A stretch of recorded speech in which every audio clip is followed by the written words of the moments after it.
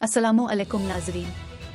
खबर शामिल करते हैं वकाड़ा से, जहां पर हमारे नुमाइंदे वहीद तारिक बलूच के मुताबिक पाकिस्तान तहरीक इंसाफ के रहनुमा महर अब्दुल सत्तार ने कहा है कि इम्पोर्टेड टूला अपनी धौंस और हित धर्मी से अवाम के सब्र का इम्तिहान ले रहा है।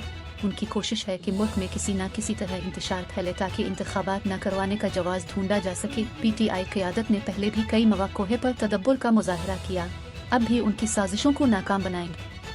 इन ख्यालात का इजहार उन्होंने सहाफ़ियों से गुफ्तगू करते हुए किया। महर अब्दुल सत्तार ने कहा कि इमरान खान का खौफ PDM टोले की आंखों और बातों से आया है। दोबारा इक़्तिदार न मिलने के खौफ की वजह से ये आइन और अदालती फैसलों को भी पांव तले रौंद रहे हैं।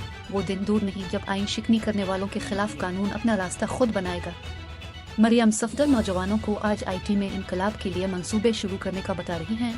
आपको नौजवानों के मुस्तकबिल और IT से किया सरोकार, अब खानदानी कारोबार करप्शन पर लेक्चर दे। इमरान खान के बोझ की पट्टी उतारी, आपको PTI दौर के IT मंसूबे नजर आ जाएंगे जिन्हें अब ही के चचा की हुकूमत ने बंद कर दिया है। उन्होंने मजीद कहा कि मुल्क की मईशत बैठ चुकी है, अवाम को 2 वक्त की रोटी मुयस्सर नहीं।